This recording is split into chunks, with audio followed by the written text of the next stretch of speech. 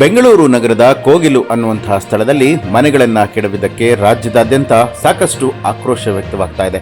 ಅದರಂತೆ ಕೋಲಾರ ಜಿಲ್ಲೆಯ ಮುಳುಬಾಗಿಲು ನಗರದಲ್ಲೂ ಕೂಡ ವುಮೆನ್ಸ್ ಇಂಡಿಯಾ ಮೂಮೆಂಟ್ಸ್ ಮತ್ತು ಎಸ್ಡಿಪಿಐ ಕಡೆಯಿಂದ ಅವರಿಗೆ ಸಹಾಯ ಹಸ್ತವನ್ನ ಚಾಚಲಾಗ್ತಾ ಇದೆ.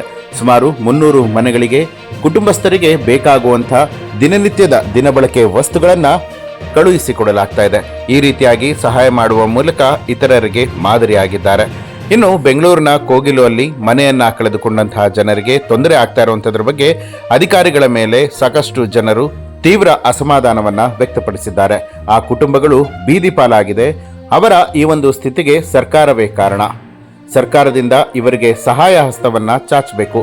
ಕರುಣೆ ಇಲ್ಲದೆ ಸರ್ಕಾರ ಜನರನ್ನ ಗೋಳುಯ್ಕೋತಾ ಇದೆ. ಇನ್ನು ಬೀದಿಗೆ ಬಿದ್ದಿರುವಂತಹ ಕುಟುಂಬಗಳ ಪರಿಸ್ಥಿತಿ ಚಿಂತಾಜನಕವಾಗಿದೆ. ಸಾಧ್ಯವಾದಷ್ಟು ಬೇಗ ಅಲ್ಲಿನ ಜನರಿಗೆ ನಿವೇಶನಗಳ ವ್ಯವಸ್ಥೆಯನ್ನ ಮಾಡಬೇಕು. ಸರ್ಕಾರ ಈ ಬಗ್ಗೆ ಎಚ್ಚೆತ್ತುಕೊಳ್ಬೇಕು ಅನ್ನುವಂತ ಮನವಿಯನ್ನ ಮಾಡಲಾಗಿದೆ. आज मुलबागल में एसडीपी और हमारे वुमेन्स इंडिया मूवमेंट की जानिब से जो बेंगलुरु में लंका में 300 से ज्यादा घरों को तोड़ा गया है, उस जगह पर हमारे तरफ से इमदाद पहुंचाई जा रही है। हम लोग इंशाअल्लाह आने वाले वक्त में फिर एक मरतबा या 2 या 3 मरतबा भी हो सकता है, इंशाअल्लाह इमदाद पहुंचाने की पूरी मुकम्मल कोशिश करेंगे। इसके अंदर हमारे लेडीज की बहुत ज्यादा मेहनतें हैं और हमारे ब्रदर्स जो हैं अल्हम्दुलिल्लाह उनकी भी बहुत ज्यादा हमारे लिए खिदमत हैं और मेहनतें हैं। अल्लाह ताला कबूल करे इंशाअल्लाह। अस्सलाम वालेकुम रहमतुल्लाहि व बरकातहू। अस्सलाम व रहमतुल्लाहि व बरकातहू। अल्हम्दुलिल्लाह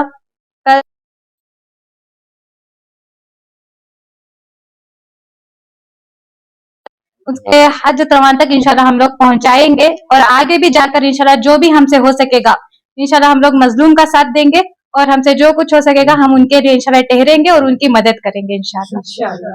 मेहनत है वो खाली से एक दिन में हमें इंशाल्लाह पूरे मिलकर कोशिश करके है। इंशाल्लाह आने वाले वक्त में इससे ज्यादा कोशिश करेंगे इंशाल्लाह। ಎಲ್ಲರಿಗೂ ನಮಸ್ಕಾರಗಳು.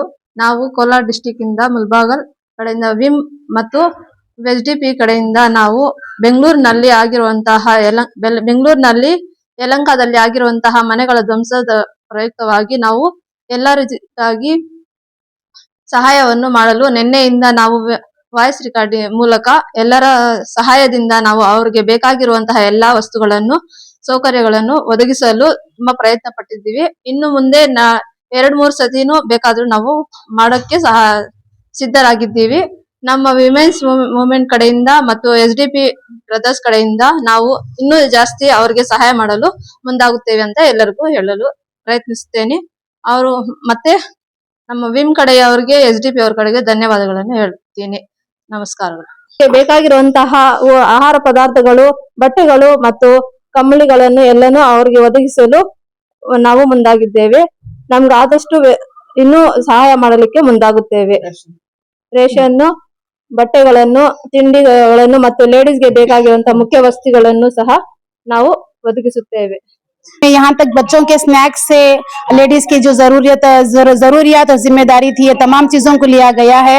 और बच्चों का स्नैक्स से हमें क्या है कि ख्याल रखते हुए राशन है, इसके अंदर घरेलू सामान है अल्हम्दुलिल्लाह, और कपड़े सब है बच्चों के, जेंट्स के, लेडीज के, सब अलग अलग करके हम लोग तैयार किए हैं। अल्लाह ताला हम तमाम की मेहनत को कबूल करे इंशाअल्लाह। अस्सलाम वालेकुम। अस्सलाम वालेकुम रहमतुल्लाहि व बरकातहू। ಎಲ್ಲರಿಗೂ ನಮಸ್ಕಾರ। अल्हम्दुलिल्लाह आज मुलबागल के अंदर हमें आकर एक इमदादी सामान यहाँ से सब जगह से हमें जमा करके बैंगलोर लेको जा रहे हैं। ये कई को बोले तो जो 200 चिल्लर घर जो वहाँ डिमोलिश करको हैं बैंगलोर के अंदर, वहां से एक अपील आई थी क्योंकि वहां पे बहुत सारी ठंडी है, कपड़ों की इंतजाम नहीं है और रहने के लिए बहुत सारे मजबूरियां हैं, वहां पे कुछ भी नहीं है करने की वजह से हम लोग आकर यहाँ मुलबागल के अंदर एक अपील पेश करे। तो बहुत सारे लोग आकर चावल, कपड़े, राशन सब लोग देखो हैं। तो इंशाअल्लाह यहाँ पे सबसे ज्यादा एक जिम्मेदारी के साथ साथ और एक एहसास लेकर काम करने वाले विमेन्स इंडिया मूवमेंट के जो हमारे सिस्टर्स हैं उन्होंने हैं और एसडीपी के हमारे कैडर्स और लीडर्स काम करके हैं और जो भी मुलबागल के अंदर सुने बर बहुत सारे लोग आकर इमदाद देकर हैं। तो हमें आज इंशाअल्लाह लेकर बेंगलुरु को निकल रहे हैं। तो कोशिश ये करेंगे कि बहुत शॉर्ट टाइम में हमारा मैसेज आया तो बहुत जल्दी हमें 3-4 दिन के बाद इससे भी ज्यादा सामान वहां पहुंचाने की कोशिश करते हैं। अल्लाह से दुआ करेंगे जो जो लोग यहाँ सामान देखो ही अल्लाह सुब्हानहू व तआला उनके खिदमत को कबूल फरमा दे, और जो ये काम यहाँ से वहां तक पहुंचाने को जो कोशिश करें अल्लाह सुब्हानहू व तआला उनको भी एक कबूल फरमा दे। ये एक सोशल वर्क है, खिदमत खल्क है, जहां पे भी किसी के ऊपर भी कोई भी जमीनी आफत हो या समुंदर से कोई जलजले हो जाए या बारिश हो जाए या तूफान हो जाए, उस टाइम पे क्या है एसडीपी आकर सबसे बढ़ चढ़ कर हिस्सा लेकर लोगों की मदद करती है। तो हमारे तरफ से यही गुजारिश है कि सब लोग ये जैसा सुनते हैं तो उनकी मदद के लिए आगे बढ़ो, मदद पहुंचाओ इंशाअल्लाह। अस्सलाम वालेकुम रहमतुल्लाहि बरकातहू। ಇದು ಯಾವ ಕಾನೂನು? ಸುಪ್ರೀಂ ಕೋರ್ಟ್ ನ ಡೈರೆಕ್ಷನ್ ಇದೆ. ಯಾವುದೇ ಅತಿಕ್ರಮಣ ಮಾಡ್ಕೊಂಡಿದ್ರು ಕೂಡ ಅವರಿಗೆ ಪರ್ಯಾಯ ವ್ಯವಸ್ಥೆ ಮಾಡದಲೆ ಆ ಮನೆಗಳನ್ನ ಧ್ವಂಸ ಮಾಡಬಾರದು ಅಂತ ಹೇಳಿ ಸುಪ್ರೀಂ ಕೋರ್ಟ್ ನ ಸೈಟೇಷನ್ ಇದೆ. ಅದನ್ನ ಯಾಕೆ ವೈಲೇಟ್ ಮಾಡಿದೀರಾ? ಹಾಗಾಗಿ ಈ ಜನರ ಪರವಾಗಿ ನಮ್ಮ ಆಗ್ರಹ ಇಷ್ಟೇ, ಇವರಿಗೆ ಒಂದು ಪರ್ಯಾಯ ವ್ಯವಸ್ಥೆಯನ್ನ ಕಲ್ಪಿಸಿ ಕೊಡುವವರೆಗೂ ಕೂಡ social democratic party of India ಈ ಜನರ ಪರವಾಗಿ ನಾವು ಹೋರಾಟವನ್ನು ಮಾಡ್ತೇವೆ, ಕಾನೂನಾತ್ಮಕ ಹೋರಾಟವು ಮಾಡ್ತೇವೆ, ಪ್ರಜಾಸತ್ತಾತ್ಮಕ ಹೋರಾಟವನ್ನು ಕೂಡ ಮಾಡ್ತೇವೆ. ಇವತ್ತು ನಮ್ಮ ರಾಜ್ಯ ನಾಯಕರ ಡೆಲಿಗೇಷನ್, ನಮ್ಮ ರಾಜ್ಯ ಉಪಾಧ್ಯಕ್ಷರಾದ ಅಬ್ದುಲ್ ಹನ್ನಾನ್ ಸಾಬ್ ಅವರ ನೇತೃತ್ವದಲ್ಲಿ ನಾವು ಇಲ್ಲಿಗೆ ಭೇಟಿ ನೀಡಿದ್ದೇವೆ. ಇವರ ಅಹವಾಲನ್ನು ಕೇಳ್ತಾ ಇದ್ದೇವೆ ಮುಖ್ಯಮಂತ್ರಿಗಳಿಗೆ ಮತ್ತು ವಿಶೇಷವಾಗಿ ಕೃಷ್ಣ ಬೈರೇಗೌಡರೇ, ನಿಮ್ಮ ಮೇಲೆ ಬಹಳ ನಮಗೆ ಕನಿಕರ ಇತ್ತು. ನೀವು ಒಂದು ಒಳ್ಳೆಯ ಒಂದು ಪರಿಜ್ಞಾನ ಇರುವಂತಹ ರಾಜಕಾರಣಿ ಎಂಬಂತ ಹೆಸರಿದೆ, ಒಳ್ಳೆ ಫೇಮ್ ಇದೆ ನಿಮ್ದು. ನೀವು ಕಂದಾಯ ಸಚಿವರಾದ ನಂತರ ಬಹಳಷ್ಟು ರಿಫಾರ್ಮೇಶನ್ ಅಂತ ಮಾಡಿದ್ದೀರಾ. ನಿಮ್ಮದೇ ಕಾನ್ಸ್ಟಿಟ್ಯೂನ್ಸಿಯ ಜನರು ಇವತ್ತು ಬೀದಿ ಪಾಲಾಗಿದ್ದಾರೆ, ಕೊರಿಯುವ ಚಳಿ ಇದೆ, ಸಣ್ಣ ಸಣ್ಣ ಮಕ್ಕಳಿದ್ದಾರೆ, ಬಾಣಂತಿ ಮಹಿಳೆಯರಿದ್ದಾರೆ. ಅವರ ಬಗ್ಗೆ ಕಿಂಚಿತ್ತೂ ಕನಿಕರ ಇಲ್ವಾ ನಿಮಗೆ? ನಿಮಗೆ ಅಲ್ವಾ ಓಟ್ ಹಾಕಿದ್ದೀವರೆಲ್ಲ? ದಯವಿಟ್ಟು ನೀವು ಮುಖ್ಯಮಂತ್ರಿಯವರ ಬಳಿ ಚರ್ಚಿಸಿ ಇವರಿಗೆ ಒಂದು ಪರ್ಯಾಯ ವ್ಯವಸ್ಥೆಯನ್ನು ಕಲ್ಪಿಸಿ. ನಾವು ಇದೇ ಜಾಗ ಕೊಡಿ ಅಂತ ಕೇಳ್ತಾ ಇಲ್ಲ. ಈ ಜಾಗ ಒಂದು ವೇಳೆ ನೀವು ಯಾವುದಾದ್ರೂ ಅಭಿವೃದ್ಧಿ ಕಾರ್ಯಕ್ಕಾಗಿ ನೀವು ಈಗಾಗಲೇ ಪ್ಲಾನ್ ಮಾಡಿದ್ರೆ ಖಂಡಿತ ಮಾಡಿ, ಆದ್ರೆ ಇವರಿಗೆ ಪರ್ಯಾಯ ವ್ಯವಸ್ಥೆಯನ್ನು ಕಲ್ಪಿಸಿಕೊಡುವವರೆಗೂ ಕೂಡ ಇವರನ್ನ ಇಲ್ಲಿಂದ ಸ್ಥಳಾಂತರ ಮಾಡಲಿಕ್ಕೆ ನಾವು ಬಿಡೋದಿಲ್ಲ ಎಂಬುವಂತಹ ಆಗ್ರಹವನ್ನು ನಾವು ಮಾಡ್ತಾ ಇದ್ದೇವೆ. ಮೇಡಮ್ ನೋಡಿ ಮೇಡಮ್, ಇವರೆಲ್ಲ ಫಕೀರ್ ಕಾಲೋನಿ ಅಂತ ಹೇಳಿದ್ರೆ ಭಿಕ್ಷೆ ಬೇಡ್ಕೊಂಡು ಜೀವನ ಮಾಡುವಂಥದ್ದು. ಅವರಿಗೆ ಕಾನೂನಿನ ಏಕುಪುಕ್ಕು ಗೊತ್ತಿಲ್ಲ.